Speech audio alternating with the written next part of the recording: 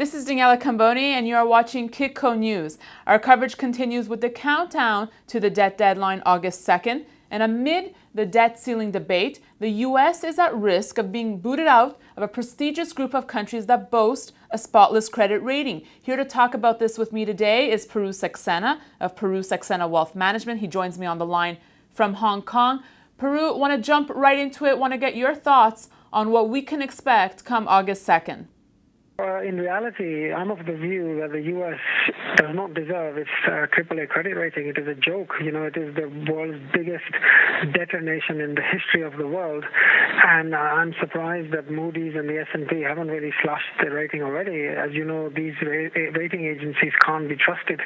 They had assigned their highest grade investment grade ratings to all these subprime and toxic mortgages and so forth. So I don't really know why people pay attention to what the S&P and Moody's says anyway. The reality is that the U.S.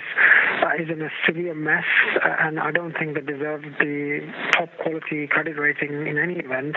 I think anybody who does a bit of homework will realize that the obligations of the U.S. government are simply too large, and the state of the economy is too fragile for them to actually lend money. I wouldn't buy treasuries, not with your money. So if the credit rating drop does happen, how much of a real impact will it have, Puru?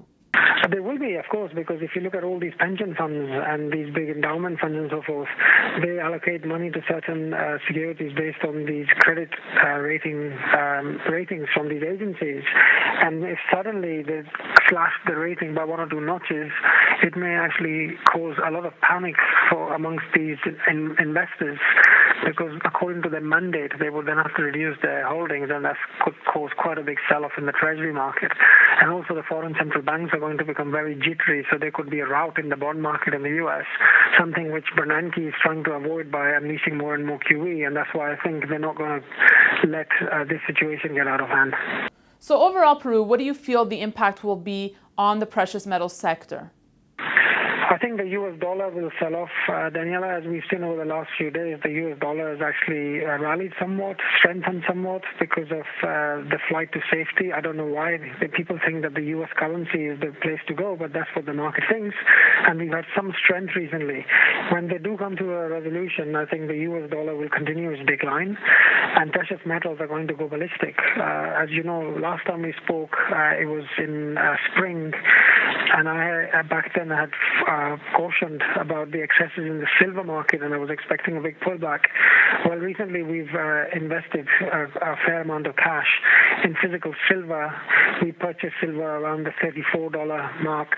We've got about 30% of the money which we manage on behalf of our investors currently allocated to gold and silver and some mining stocks. So I'm very bullish about precious metals for the next 6 to 9 months. I think the summer consolidation is now over, and a renewed upleg is underway, and I suspect we're going to see significantly higher prices over the next 6 to 9 months, and much, much higher prices over the next 4 to 5 years. So you mentioned you're buying silver. Is there anything else you're currently buying right now? We've purchased some junior mining stocks for gold and silver because I think they are the ones which will give you a leverage. We have invested heavily in some leveraged bets on the direction of gold. So if gold goes up 10%, we're going to make 20%, that sort of thing. And we've purchased physical silver. I think given the state of the world's economy and the debt overhang in the developed world, Daniel, I think any sane investor should allocate at least 10 to 20% of their savings, of their net worth in precious metals as a hedge against a capitalistic system which has gone very wrong. All right, Puru, thank you so much for your thoughts. Oh, my pleasure. And thank you for watching. You can email me your comments and questions at newsfeedback@kitco.com.